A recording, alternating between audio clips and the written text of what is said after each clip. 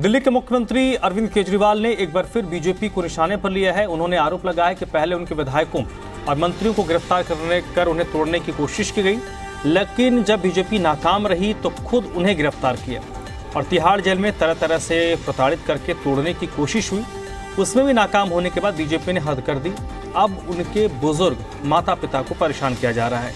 CM ने कहा कि उनकी मां कई बीमारियों से जूझ रही है और 85 वर्षीय पिता को ठीक से सुनाई भी नहीं देता। उन्होंने सवाल किया कि क्या उन्हें लग रहा है कि उनके माता पिता गुनहगार हैं। सीएम ने कहा कि भगवान सब देख रहा है।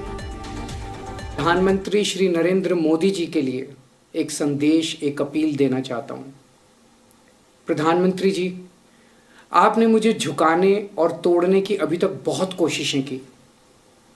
आपने एक एक करके मेरे कई विधायकों को गिरफ्तार किया, लेकिन मैं नहीं टूटा। फिर आपने मेरे मंत्रियों को गिरफ्तार किया, लेकिन आप मुझे नहीं झुका पाए। फिर आपने मुझे गिरफ्तार कर लिया। तिहाड़ में तरह तरह से मुझे प्रताड़ित करके मुझे तोड़ने की कोशिश की गई, लेकिन मैं नहीं टूटा। लेकिन आज तो आपने सारी हदें, सारी सीमाएं पार कर दी। आपने मुझे तोड़ने के लिए मेरे बूढ़े और बीमार माँ बाप को निशाना बनाया। मेरी माँ बहुत बीमार रहती है, वो कई बीमारियों का शिकार है।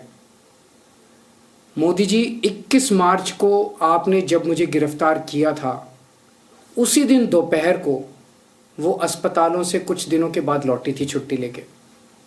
मेरे पिताजी 85 वर्ष के हैं, उन्हें ठीक से सुनाई भी नहीं पड़ता। क्या आपको लगता है मेरे माता पिता गुनहगार हैं? अपनी पुलिस से उनकी पूछताछ क्यों करवा रहे हैं? मेरे बूढ़े और बीमार माता पिता को क्यों प्रताड़ित कर रहे हैं? आपकी लड़ाई मुझसे है। मेरे माता पिता को प्रताड़ित करना बंद कर दीजिए। भगवान सब कुछ देख रहा है।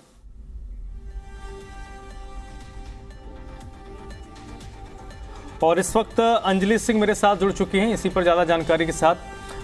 अंजलि, इस पूरे प्रकरण पर अरविंद केजरीवाल ने जिस तरीके से दिल्ली पुलिस और आम आदमी पार्टी को घेरा है, क्या ये मामला थोड़ा इमोशनल भी हो रहा है? क्योंकि चुनावी परिदृश्य है, 2 दिनों के बाद वोट पड़ना है और उस दौरान ये सारी चीजें घटित हो रही हैं।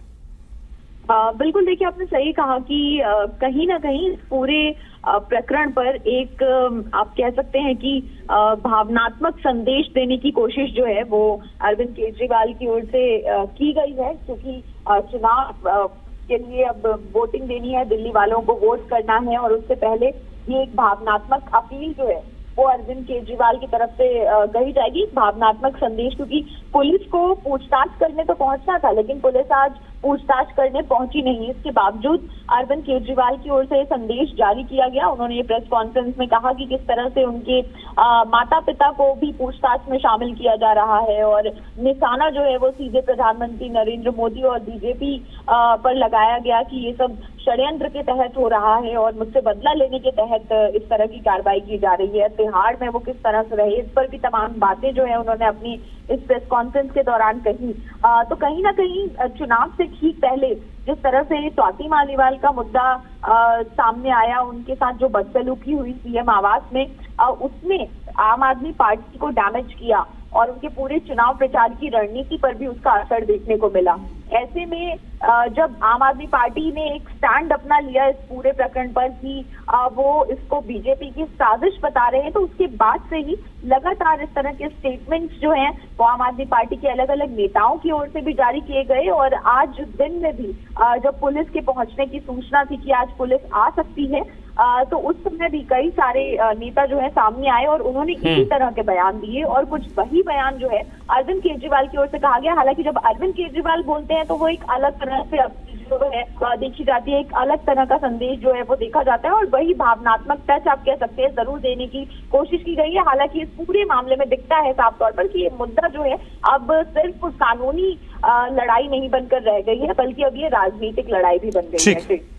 बहुत बहुत शुक्रिया अंजलि आपका।